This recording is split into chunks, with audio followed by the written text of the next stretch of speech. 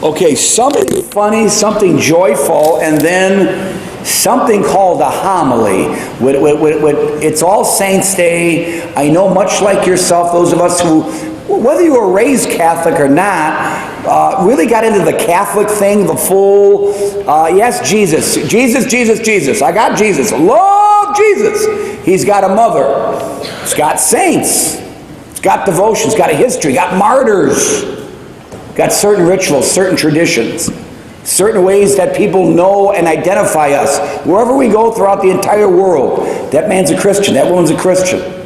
On All Saints' Day, with the problems I already have, my brain is flooded with so many thoughts to identify with this great history and legacy of the All-Stars that tried to live out Christ in the best and worst of circumstances.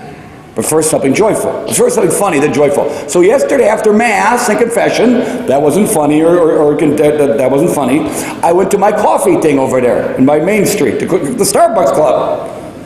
And one of the Starbucks workers came up to me and said, in a very crowded Starbucks, "Shh.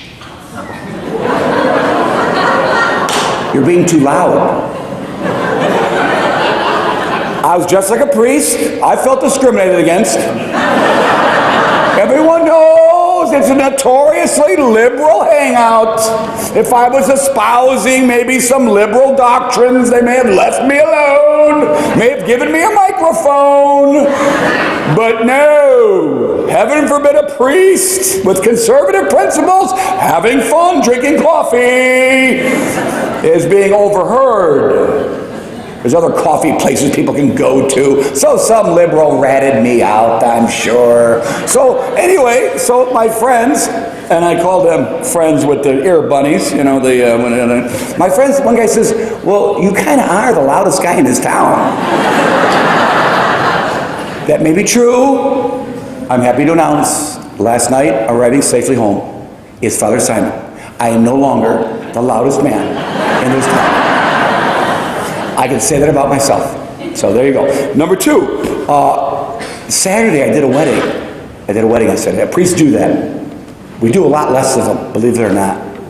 People are choosing all, as you can imagine, young kids, young people. The choice is open to you these days where your parents and grandparents, people fell in love and they got married. And then after they got married, maybe they decided to have some children or the stork. Ask your parents. I'm not sure either. But I know they love each other. Got married. So I did a wedding on Saturday. A beautiful wedding, nice couple, and they came to church today. That hasn't happened to me. Happened to me like twice in my 6 years as a priest. So Nate and Claire, just go like that, Nate. We want to recognize you. They got married on Saturday, and they're in church on Sunday. They're right over here. Hey, Claire, people are still looking in the back. Don't be a patrol officer. It's like the kid in school. Teachers know this. Teachers and I share this bond, that you're looking right at the kid, he's in the second row, you're looking right in his eyeballs, he sees your eyeballs and his or her eyeballs are directly lined up. Are you talking to me? No, I'm not talking to you. I can pick on Bennett. Bennett's a good kid. I asked Bennett to go get me something out of confessional. He says, if I find it, should I bring it to you? No, Bennett. Find a stranger. You do not know. Hey, I apologize on behalf of my poor father. He's been dead 30 years. My poor father, my dad was a cook. My dad, sorry, we're in Tangentsville, but you encouraged me when you're laughing. My dad would be cooking. My dad loved to cook. And my mom would come in, and she says, "Are you cooking?" My mom was I love my mother. She'll watch this tape with me tomorrow in Park Ridge, and so I want to be nice. And my dad would look at my mom. I remember being a little boy watching this, and he'd say, "Honey, I'm building a canoe." But folks, listen, don't be cruel to your spouses, but sense of humor. Sense of humor, sense of humor, sense of humor. And I got one cure. I have one great antidote. I got a few tricks up my sleeve. One of them, it's not tricks up my sleeves. Maybe it's badges or accommodations. If you suffered enough, this was one of my homilies recently, if you buried someone you loved, if you went through a heartbreak, if you're still coming to Mass after things didn't go your way, you're more likely to have a sense of humor. If you've never had a surgery, if no one you loved ever hurt you, if you've never been betrayed, if you've never had a bad performance evaluation, if life is just Alice in Wonderland, I got a surprise for you, okay? It's like the second baseman for the Mets. What happened there? If you're a Royals fan, wow. Okay, we're going to give you, the Mets. The Royals. We're going to give you an L in the L column. Ground ball to second baseman. What did he do? He had a Bill Buckner moment. And those of us from Chicago, even though he played for, what is it with New York? First the Mets, that was the Yankees, right? It was the Yankees, Joe. It was the Yankees.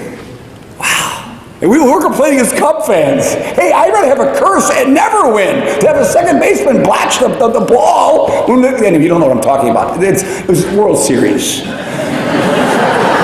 It's a really big baseball game. It's usually played by Dominicans and Cubans.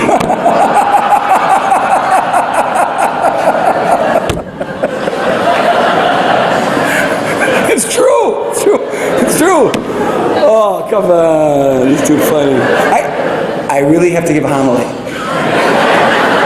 Monsignor told me to give a homily. Okay, so real quickly, today's All Saints Day. And I really do. I actually mean this. I mean this with sincerity. I know it never comes out this way, but I mean it. Parents, when you're children, you look at your kid's face and he goes, Mom, I really meant to do it. Sometimes they're telling the truth.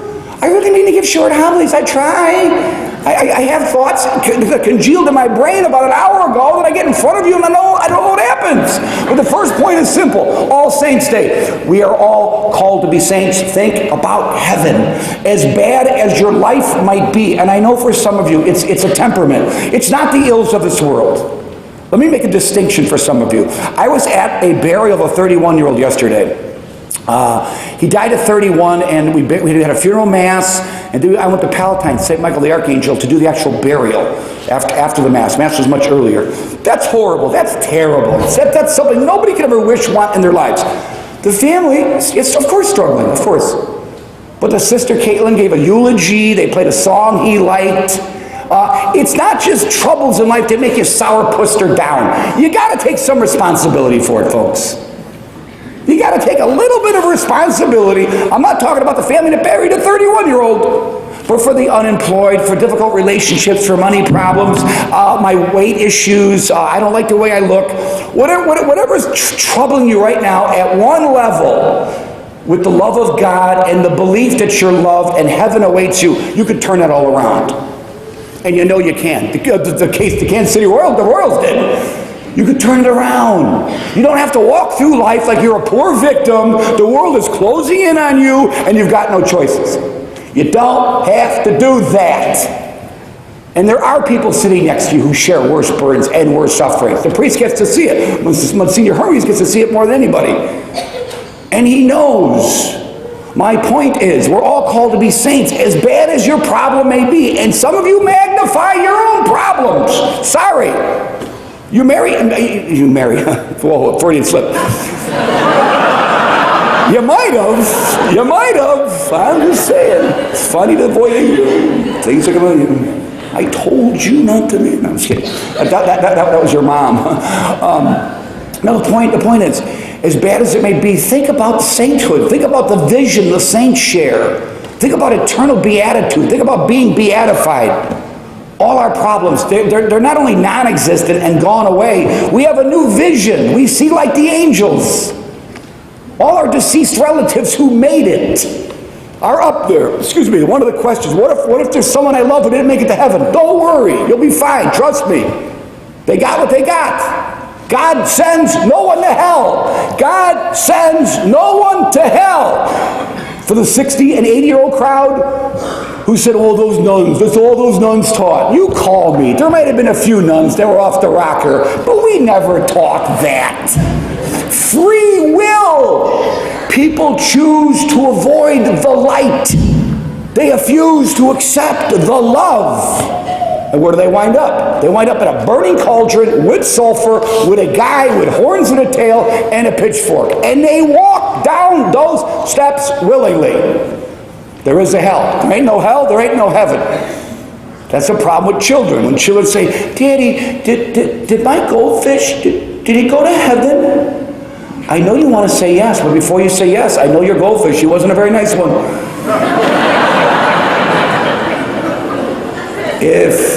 I'm just saying, if Freddie the goldfish can go to heaven, then Frankie the goldfish might be in hell.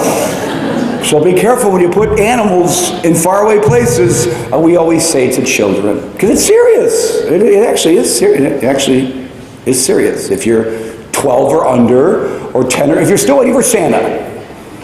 I'm just saying, hey, I'm not going to blow this, don't worry. I got this. I got this. I'm not going to blow it. I'm not going to blow it. I'm not going to blow it. If you're still waiting for Santa, or the tooth fairy, and your fish died, or your parrot died, if you need your fish or parrot to be happy in heaven, you will have your fish or parrot. Okay? I'm going to get out of this subject really fast. Okay? I'm just saying. So that's the number one. We got to think about heaven more. Of all the thoughts, if you can put your thoughts into liquid, there's a barrel in front of a barrel right here, a big barrel. No, don't look for a barrel. It's a mythical, metaphorical barrel. It doesn't exist right here. But if I could color my thoughts, bad thoughts being black. I almost thought that was racism. That's how bad my brain is right now with all the TV stuff. I'm being totally honest. I'm shooting straight from the hip. You know, if you know me, you know how I roll. We're going to make those yellow. Sorry, you're wearing a yellow shirt. And I know you, and I know you can take this. So yellow thoughts are bad, and blue thoughts are good.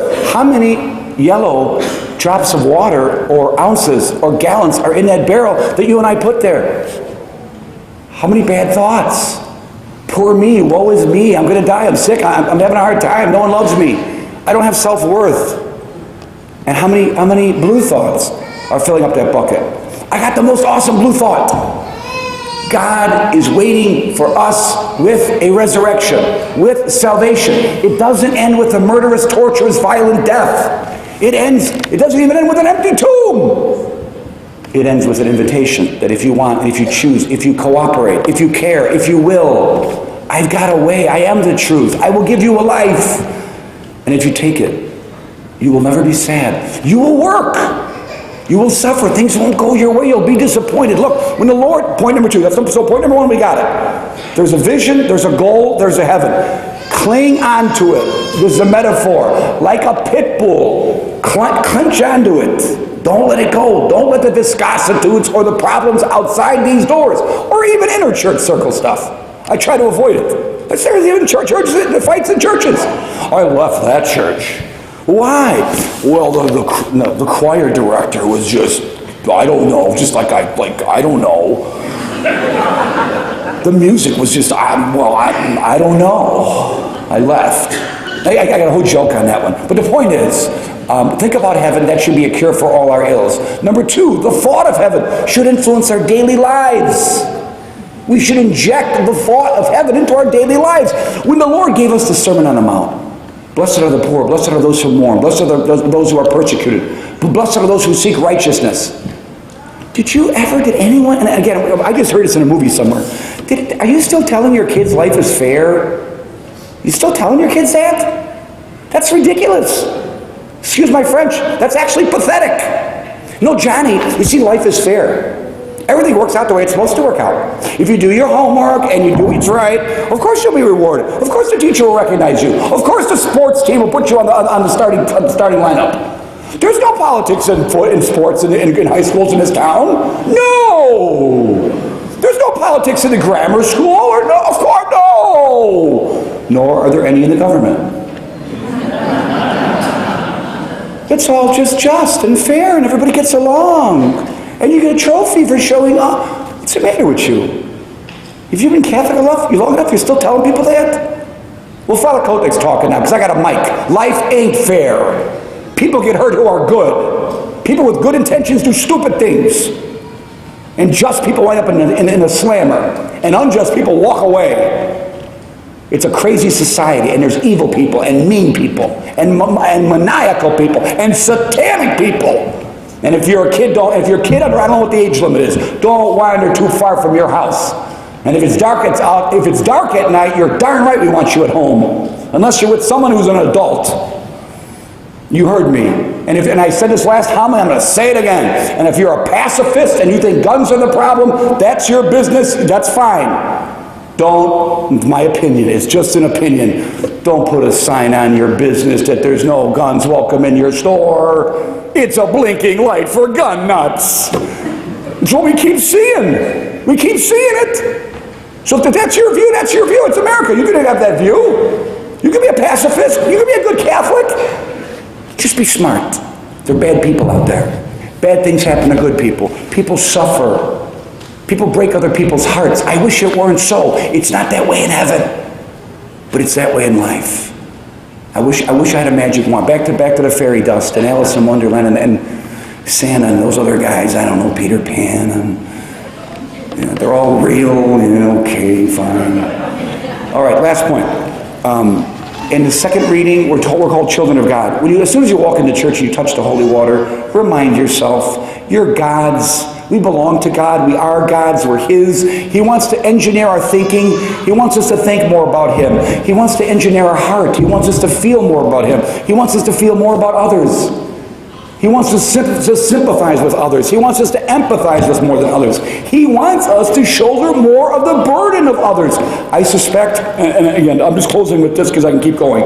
I suspect if you're having trouble right now, serious trouble, personal, emotional, psychological, whatever it may be, I suspect if you showed up last Saturday, and helped with the mobile food truck, you probably walked away feeling a little better. I suspect if you visited someone in a hospital who might be lying on a deathbed or suffering from a terminal illness, you might have walked away feeling a little better. If you went over to Sherman and went in the dialysis room, they don't let you in unless you're a priest. But anyway, if you're in a dialysis room, and the guy gets out of dialysis, the woman gets out of dialysis, and you get to go to the bathroom, or you get to eat food without a colostomy, maybe you'll walk out and feel a little better. My friends, it's certainly God's life, but He gave us choices. And I pray by God's grace and God's love, all of us this day choose to be just like our patrons, to all choose to be saints. And we'll never be asked to do it alone, and no matter how many times we fall down, like that second baseman, get back up.